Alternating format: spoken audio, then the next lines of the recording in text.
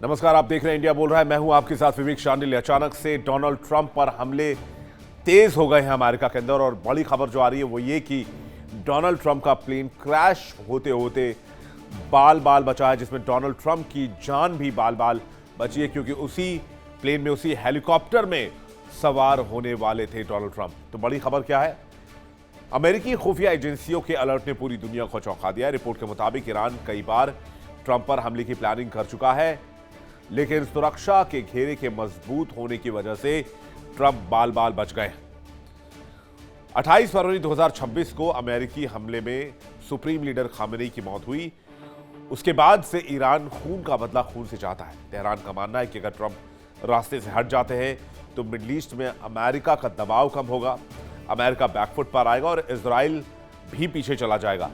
यह सिर्फ एक थ्योरी नहीं है। जरा इस तस्वीर को फुल स्क्रीन आप देखिए कि किस तरह से डोनाल्ड ट्रंप का मार्टिन 1 हेलीकॉप्टर नीचे उड़ रहा है और ऊपर एक पैसेंजर जेट जा रहा है और बीच की दूरी जो है वो महज 2 किलोमीटर है। ऐसा मुमकिन नहीं हो सकता, क्योंकि अगर ये दूरी कम होती तो दोनों में टक्कर हो सकती थी और डोनाल्ड ट्रंप का जो हेलीकॉप्टर है वो क्रैश भी हो सकता था। जाहिर सी बात है, इसमें साजिश की बू आती है, लेकिन सवाल ये क्या इसके पीछे ईरान है। अब जरा कल की तस्वीर आपको दिखाते हैं। अमेरिकी राष्ट्रपति डोनाल्ड ट्रंप अपने जब हेलीकॉप्टर मरीन 1 से उड़ान भर रहे थे तभी की तस्वीर इस वक्त आप देख रहे हैं, जहां उनका हेलीकॉप्टर विमान से टकराने से बाल बाल बचा, यानी कि क्रैश होते होते रह गया। नियम क्या कहता है? नियम यह कहता है कि कम से कम 2 विमानों के बीच 2.5 किलोमीटर की दूरी और 500 फीट की ऊंचाई होना अनिवार्य है, लेकिन घटना में यह नियम टूट गई। चौंकाने वाली बात यह है कि इसी तरह की गलती की वजह से जनवरी 2025 में 67 लोगों की जान जा चुकी थी। एक बार फिर आप तस्वीर देखिए और देखिए कितना क्लोज कॉल था। डोनाल्ड ट्रंप कैसे बाल बाल बचे हैं इस हादसे में।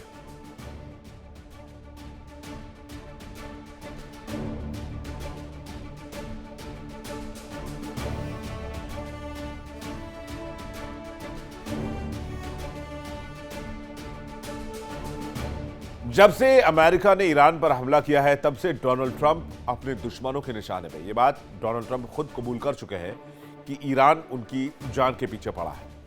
अब ये हेलीकॉप्टर वाली घटना तो आपने देख ली, कुछ घटनाएं और देखते हैं जो सीधे ये साबित करने के लिए काफी है कि ट्रंप के खिलाफ ईरान किसी बड़ी साजिश का हिस्सा हो सकता है। 4 अगस्त को ट्रंप के कैलिफोर्निया स्थित गोल्फ क्लब के एक शख्स को वहां से अरेस्ट किया जाता है, जिसके पास से भरी हुई पिस्टल, गोलियां मिलती है। ट्रंप के गोल्फ क्लब में आरएनसी के कार्यक्रम के दौरान 2 दिन पहले गिरफ्तारी होती है। बताया जाता है कि वहां की सुरक्षा व्यवस्था का वीडियो बना रहा था। आरोपी के घर की तलाशी लेने पर बड़ी मात्रा में हथियार, गोला बारूद बरामद होते हैं, बुलेट प्रूफ जैकेट और कुछ नोटबुक्स भी मिलते हैं जो सुरक्षा एजेंसियों के कान खड़े करते हैं। 5 अगस्त अमेरिकी राष्ट्रपति ट्रंप अपने हेलीकॉप्टर मरीन 1 से उड़ान भर रहे थे और तभी एक प्लेन उनके रूट में आ जाता है, जिससे हेलीकॉप्टर क्रैश होने से बाल बाल बच जाता है।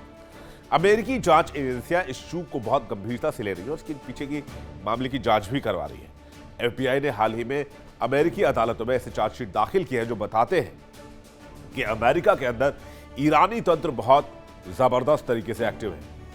इसमें पैसा देकर भाड़े के हथियारों को हायर करने और ट्रंप के कार्यक्रम की रेकी करने की साजिशें भी शामिल है। अभी हाल ही में आपको याद होगा, मैंने खबर आपको दिखाई थी कि ईरान ने बाकायदा मिलानिया ट्रंप के दिन भर के कार्यक्रम को रेकी करके, रूट करके एक रूट भी जारी किया था और एक वीडियो भी जारी किया था कि वो कब कब कहां जाती है, कहां से शॉपिंग करती है और कहां से वो बाकी चीजें खरीदती हैं, गाड़ी में कितना वक्त गुजारती हैं, लाइब्रेरी में कितना वक्त, शॉपिंग में कितना वक्त, सारी डिटेल्स ईरान के पास थी। और डोनाल्ड ट्रंप भी कई सार्वजनिक मंचों से कह चुके हैं कि ईरान उनकी हत्या करवाना चाहता है।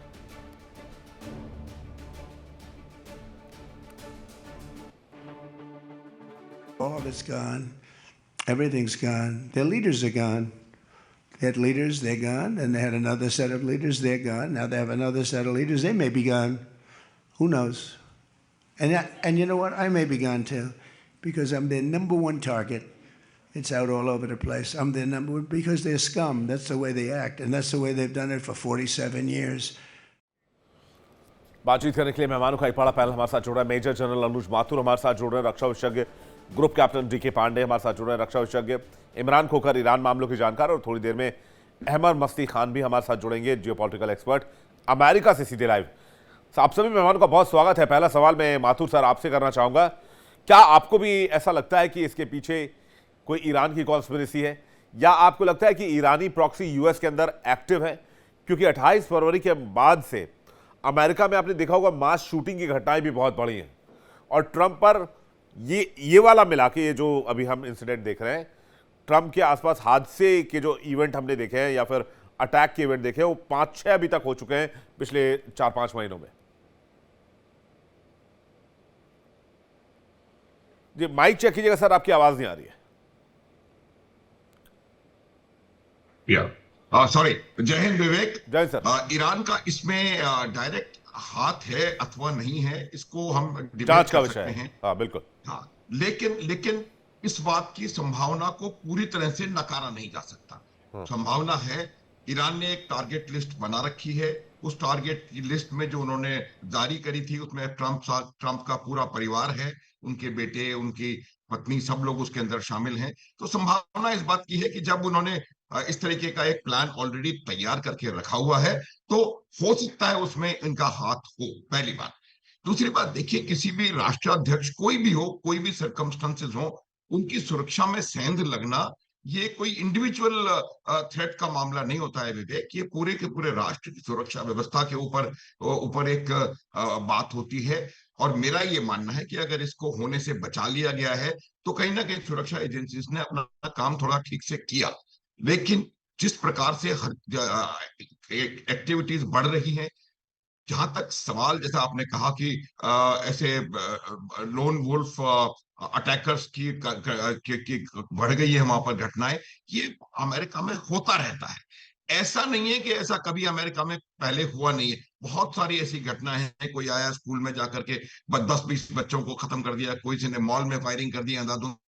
तो इस प्रकार की हरकतें होती रहती हैं। लेकिन एक बात निश्चित है कि पिछले कुछ समय में डोनाल्ड ट्रंप के ऊपर, सही गलत ये बात नहीं, उनके ऊपर कई सारे प्रयास जरूर हुए हैं, चाहे वो व्हाइट हाउस की सुरक्षा का मामला हो, चाहे वो मायामी में गोल्फ कोर्स में हो, या अभी सैन फ्रांसिस्को या वेरेवर लॉस एंजलिस, जहां पर भी उनके ऊपर हमला करने के प्रयास किया गया वो हो, हवाई जहाजों की आपस में टक्कर हो, अभी दो हवाई जहाजों के बीच में जो मान्य डिस्टेंस होना चाहिए उससे कम डिस्टेंस रखा गया हो, ये तमाम चीजें जो हैं, इनको एकदम से बिल्कुल साइडलाइन में मुझे लगता है हम नहीं कर सकते। इसमें सुरक्षा एजेंसीज को ये ध्यान देने की आवश्यकता है कि क्या इनका आपस में कोई लिंक है, और अगर लिंक है तो वो लिंक क्या, उसके तार कहीं ना कहीं जाकर के ईरान से जुड़ रहे हैं। लेकिन जिस प्रकार से हालात बने हुए हैं, मैं ईरान के इसमें साजिश में शामिल होने से इनकार नहीं करूंगा।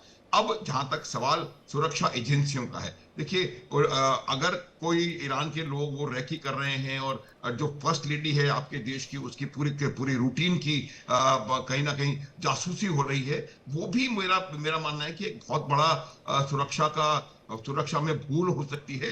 क्योंकि आप कैसे आप अपने राष्ट्रपति की, देश की प्रथम महिला की सिक्योरिटी में इस प्रकार से सेंध लगने देंगे? तो अब मेरा मानना है कि ये यहाँ पर जिस प्रकार से हालात बन रहे हैं, ट्रंप के ऊपर बहुत ज्यादा इसका कहीं ना कहीं हमला होने के चांसेस हैं। दूसरी चीज आप इसको देखिए, मैं उससे ज्यादा डायरेक्टली कनेक्ट नहीं करना चाहता, लेकिन जब भी इलेक्शंस का समय आता है, आप याद करिए पिछले वाले इलेक्शन से पहले भी एक अटेम्प्ट हुआ था जी। फॉल्स फ्लैग है नहीं है, ये डिबेट करा जा सकता है, लेकिन इसका कहीं ना कहीं कोई रिलेशन जो आने वाले मिड टर्म इलेक्शंस हैं उससे भी होने की संभावना से इनकार नहीं कर सकते विवेक। क्योंकि वो आज जिस प्रकार की परिस्थिति है, एक तो बहुत कम इनके पास सीटों का मार्जिन है दोनों हाउसेस में, और दूसरा हालात रिपब्लिकन पार्टी के बहुत ज्यादा दयनीय मुझे होते हुए नजर आ रहे हैं, ट्रंप की पॉलिसीज की वजह से, युद्ध की वजह से, या किसी भी वजह से आप कहें। तो एक संभावना उसके साथ इसको जोड़ करके भी देखा जा सकता है। लेकिन इस सुरक्षा भूल को समय रहते पकड़ लिया गया और राष्ट्रपति ट्रंप के ऊपर अटेम्प्ट नहीं हो पाया, और वो जो एयर में भूल हुई है उसका भी मुझे लगता है कोई ना कोई सुधार हो जाएगा। तो हालात नियंत्रण में मेरे हिसाब से हैं विवेक। नहीं, मुझे तो कभी कभी ट्रंप के ऊपर भी बड़ा शक होता है पांडे जी। ये भाई भी खुद बहुत बड़े खिलाड़ी आदमी है भाई। अमेरिका का सबसे ताकतवर व्यक्ति उसके आसपास हवाई जहाज टेक ऑफ करने से पहले भी 50 बार सोचेगा, और ये जानकारी हर एक सिस्टम के हर एक डीएनए तक होगी, और एक उसके जो स्टाफ के, मुझे लगता है जो वहाँ पर सफाई वाले जो साथी काम कर रहे होंगे उनके पास भी इंफॉर्मेशन होगी थोड़ी देर में जो है वो ट्रम्प साहब की फ्लाइट जाने वाली है। तो ये अचानक से हमले बढ़ जाना, फिर विक्टिम कार्ड खेलना कि मेरी हत्या करवा सकता है, मुझे मार सकता है, ये मुझे लगता है वाइस वर्सा गेम तो नहीं चल रहा, क्योंकि ये WWE के बहुत बड़े फैन है, कई बार रिंग में लड़ भी चुके हैं। जय हिंद विवेक। और आप जो जिस प्रकार का चित्रण कर रहे हैं वो निश्चित रूप से संशय प्रकट करता है, क्योंकि इसके पीछे लॉजिक है, तर्क ये है कि ट्रंप जिस प्रकार से बातें कहते हैं और मुंह फट होकर बोलते हैं वो निश्चित रूप से कई लोगों को भ्रमित करता है और कई लोगों को जो है नाराज भी करता है। और ईरान के साथ तो उनकी पुरानी दोस्ती है, क्योंकि जब जो उनका ईरान ट्रंप 1.0 में उन्होंने ड्रोन अटैक करवाया था सुलेमानी पर, जो आईआरजीसी के कुछ फोर्स के कमांडर थे, तो तब से ईरान ये चाहता था कि उसका बदला लिया जाए। और जब 2.0 में ईरान के साथ जो उनकी तनातनी बहुत ज्यादा हो गई है और पूरा विश्व जो है इस समय आर्थिक तंगी और व्यापारिक संकट और सप्लाई चेन इशू से परेशान है, तो ऐसे केस में निश्चित रूप से ऐसे संभावनाएं बढ़ जाती हैं कि अगर डायरेक्ट नहीं ऊपर अटैक हो पा रहा है तो कम से कम फिजिकली उनको टारगेट किया जाए। और उसी के श्रृंखला में ये पिछले 2 वर्ष में लगभग 4 प्रयास किए गए। लेकिन अगर हम देखें, ये तो मोटी मोटी बात है, मोटा नजरिए से, लेकिन अगर देखा जाए कि ये घटना जो बताई जा रही है, पकड़ा गया, कैलिफोर्निया जा रहे थे वो और गोल्फ कोर्स के पास बंदे को पकड़ा गया, ये 2 दिन पहले की घटना है, तो और वो बंदा लेके जा रहा है, तो ये कुछ कहना कि वो लिंक था और उसका उद्देश्य यही था, अभी थोड़ा सा आई थिंक बहुत ज्यादा आप इसको जोड़ने का प्रयास कर रहे हैं। और क्योंकि हम पूर्वाग्रह से ग्रसित हैं तो ये मान रहे चल रहे हैं कि शायद वो डोनाल्ड ट्रंप की हत्या के लिए ही प्रयास कर रहा था। लेकिन इसके बावजूद भी, क्योंकि ट्रंप वहां आने वाले थे, उनकी सुरक्षा अत्यंत आवश्यक है। और निश्चित रूप से वो अमेरिका के बहुत महत्वपूर्ण व्यक्ति हैं जिनकी सुरक्षा में अगर शेद होती है तो इसका मतलब आम आदमी के सुरक्षा के प्रति भी लोगों की भावनाओं में असर पड़ेगा। अब ये देखना ये होगा कि जिस प्रकार से उनकी सुरक्षा के लिए घेरा बनाया जाता है वो बहुत ही विकट और बहुत ही मुश्किल है, और आम आदमी के लिए बड़ा मुश्किल है, उसको भेदना बहुत मुश्किल काम है। और जब पिछली घटना हुई थी उसके बाद से जो पेरीमीटर में भी और फेंसिंग की हाइट बढ़ा के और नए बैरियर क्रिएट करने की बात कहेंगे ये बात, लेकिन अब आ रही है कि दूर उनके व्हाइट हाउस से दूर जो घटना हो रही है उसके लिए क्या है, तो उसके लिए 3 बहुत ही महत्वपूर्ण जो हैं वो उपाय किए जाते हैं। ये मल्टी लेयर्ड, प्रोएक्टिव और ग्लोबल ऑपरेशंस के तहत होता है कि व्हाइट हाउस की एक टीम जाती है, पूरा अध्ययन करती है, देखती है वहाँ क्या क्या संभावनाएं हो सकती हैं, कहाँ से लोग आ सकते हैं, और वहाँ के जो लोकल सुरक्षा कर्मी हैं उनसे काफी इंटेलिजेंस लेती है, और ये काफी लंबे समय से चलता है। तो ये कहना कि उनकी सुरक्षा घेरे को भेद पाना सहज है, ये मेरे ख्याल से बहुत ही गलत होगा। लेकिन इसके बावजूद प्रयास हो रहे हैं तो एक वो इंडिकेशन है, नैरेटिव है, क्योंकि सबको पता है कि उन तक पहुंचना लगभग असंभव सा है। तो लेकिन साथ में ये बताना कि उनके निर्णय, उनके सोचने की शक्ति, और जो वो कह रहे हैं कि ईरान समाप्त हो चुका है और ईरान के पास नेवी नहीं है, एयरफोर्स नहीं है, आर्मी नहीं है, लेकिन उसके बावजूद भी वो लगातार जहाज भेज रहे हैं, लगातार जो पेट्रोइट और थार्ड उनके खत्म होते जा रहे हैं। कहा जा रहा है कि लगभग 75 to 80% उनके पेट्रोइट खत्म हो चुके हैं। तो ऐसे हालात में वो चाहते हैं कि किसी प्रकार से इसके एक निजात पाई जाए, लेकिन साथ में जो ईरान पर चोट पहुंचाई गई है, ईरान निश्चित रूप से सैनिक तौर पर कहा जाए तो उससे मुकाबला नहीं कर सकता, क्योंकि सक्षम नहीं है वो इतना। लेकिन अब उसको परोक्ष रूप में से अटैक करने के लिए ये प्रयास किए जा रहे हैं, और उसी श्रृंखला का ये क्रम है। लेकिन मुझे मुश्किल है, एक मैं बात और जोड़ दूं कि मेराइन के बारे में, जो मेराइन 1 के हेलीकॉप्टर के बारे में जो बात की जा रही है, देखिए ऐसी घटनाएं हो सकती हैं, लेकिन ये भी साथ में कहा जा रहा है, आपने सही कहा कि दोनों के बीच में जो है 2.4 माइल्स की दूरी होनी चाहिए, जो कि लगभग ये हो जाता है 2.4 किलोमीटर्स, जो कि दूर होना चाहिए आपस में। दो, ये मिनिमम रिक्वायरमेंट है, इससे ज्यादा दूरी होनी चाहिए ताकि 2 जहाज हैं वो टकराए नहीं। लेकिन साथ में ये भी कहा जा रहा है कि दोनों जो हेलीकॉप्टर और वो जो कमर्शियल एयरलाइन था, दोनों जो है एटीसी के कॉन्टैक्ट में थे। अगर कॉन्टैक्ट में थे तो इसको आम भाषा में कहा जाए तो कोई खतरा नहीं था ये। लेकिन इसको जिस प्रकार से प्रकट किया जा रहा है वो बताया जा रहा है कि शायद उनको मारने का प्रयास हो, लेकिन ऐसा लग नहीं रहा है। निश्चित रूप से कुछ कुछ मतलब चीजें ऐसी जो डायरी इवेंट ऐसे हो गए हैं जिससे प्रतीत होता है कि शायद वो टकरा सकता था, लेकिन मेराइन 1B जो है एक्सपर्ट्स उड़ाते हैं और वो लोग चुने जाते हैं जो कि जिनकी लॉयल्टीज के बारे में कोई प्रश्न चिन्ह नहीं होता। तो अभी ये संभावना है, देखिए जैसे माथुर सर ने कहा कि इनकार नहीं किया जा सकता किसी साजिश का, लेकिन ये बहुत ज्यादा जो है रिमोटली कनेक्ट कर रहा है, बहुत ज्यादा पास में इसको कहा जाए कि ये पुख्ता तौर पर नहीं कहा जा सकता कि उनके को टारगेट करने का प्रयास रहा होगा। इंपॉर्टेंट बात है कि पुख्ता तौर पर नहीं किया कहा जा सकता है, लेकिन ठीक है जांच का विषय है। लेकिन मैं दोनों एंगल से देख रहा हूं कि ये तो या तो हमले बढ़ गए हैं अचानक से, तो अचानक से क्यों बढ़े, क्योंकि 28 फरवरी को अटैक हुआ उसके बाद से बढ़े। एक ही चेंज नजर आता है इस पूरे सिनारियो में, और अगर नहीं बढ़े हैं तो अमेरिकी राष्ट्रपति के सामने मिड टर्म इलेक्शन एक बहुत बड़ा चैलेंज है। उसको एक ही तरीके से जीत सकते हैं, या तो अमेरिकन को सिंपथाइज कर दे वो, दूसरा कोई ऑप्शन नहीं है उनके पास, सारे ऑप्शंस ब्रेक हो चुके हैं और वो खुद भी ब्रोक हो चुके हैं ईरान वॉर में। इमरान खोखर साहब, अहमद मस्ती खान भी हमारे साथ जुड़ गए, उनके पास भी चलेंगे। पहले खोखर जी। विवेक भाई देखिए, सबसे पहले तो मैं आपको एक बात बताऊं, हम लोगों ने जब से पढ़ते हैं, इतिहास को पढ़ते हैं और पूर्व तानाशाहों को पढ़ते हैं, तो तानाशाह जो होता है वो सबसे डरपोक इंसान होता है। हमेशा उसको एक चीज लगी होती है कि मेरे द्वारा जो ये पाप किए गए हैं, जो तानाशाही चलाई गई है, इसकी वजह से लोग मेरे खिलाफ होंगे, तो कहीं ये ना मुझे मार दे, कहीं वो ना मुझे मार दे। इवन जो उसके सबसे नियर डियर और क्लोज लोग होते हैं उन पर भी उसके शक की निगाह रहती है। ठीक इसी तरीके से डोनाल्ड ट्रंप ने पूरी दुनिया के अंदर शांति लाने के लिए कोई काम नहीं किया। किसी का घर में से राष्ट्रपति उठा लिया, किसी का सुप्रीम लीडर मार दिया, किसी पर टेरिफ वॉर चला दिया, आर्म लाइसेंस वालों के खिलाफ हो गए, न्यूक्लियर का जो एक पूरा का पूरा फिनोमिना तैयार किया गया। इन सब चीजों को लेकर ईरान के राष्ट्रपति हो, अमेरिका के राष्ट्रपति हो, दुनिया के किसी भी देश के राष्ट्रपति हो, उनकी सुरक्षा का कंसर्न कहीं ना कहीं होता है। लेकिन चूंकि इस पूरे वॉर के अंदर अभी तक ट्रंप ने कुछ पाया नहीं है, तो जब उसको कुछ मिल नहीं रहा तो उन्होंने बोला इससे अच्छा अपन रोना शुरू कर देते हैं। अब रोना शुरू करने के लिए कोई ना कोई पॉइंट चाहिए। अभी जो ये प्लेन उड़ के जा रहा था, इन दोनों के बीच में, अभी हमारे पांडे जी ने बताया कि अप्रोक्सीमेट 2.5 माइल का डिस्टेंस था। तो आप क्यों बेवजह एक नया प्रोपेगेंडा फिर खड़ा करना चाह रहे हैं कि ईरान मुझे मारना चाहता है? अरे ईरान तो अपने लोगों की सेल्फ डिफेंस में लगा हुआ है। दूसरी बात कि आपका जो कमर्शियल फ्लाइट है क्या वो ईरान की थी? और क्या अगर आपको लग रहा है कि ईरान के अंदर इतने सारे प्रॉक्सीज मौजूद है अमेरिका के अंदर ईरान के, तो आपकी FBI CIA क्या कर रही है साहब? पूरी दुनिया के लोगों की जासूसी तो वो करने के लिए तैयार बैठे हुए हैं, और अमेरिका के अंदर रहते हुए ईरानी जासूस को पकड़ नहीं पा रहे हैं। कि कुल मिलाकर पूरा प्रोपेगेंडा है। इस वॉर से बाहर एग्जिट लेने का कहीं ना कहीं एक सिस्टम उनको चाहिए, वो नहीं मिल पा रहा है। कभी जाते हैं, फिर उनको नेतन्याहू अंदर धकेल देते हैं, फिर वो निकलने की कोशिश करते हैं, आर्म लॉबी फिर इनको पकड़ कर अंदर ले लेती है। डोनाल्ड ट्रंप को पता है कि मुझे 2-3 महीने के बाद वापस जनता के सामने जाना है, उस जनता के सामने जाना है जिससे मैंने ये वादा किया गया था कि मैं नो वॉर प्रेसिडेंट रहूंगा, यानी मैं वॉर में इन्वॉल्व नहीं रहूंगा और दुनिया के अंदर अच्छी व्यवस्था दूंगा। और उसने क्या किया? उसी प्रेसिडेंट ने पूरी दुनिया को वर्ल्ड वॉर 3 के मुहाने पे लाके खड़ा कर दिया।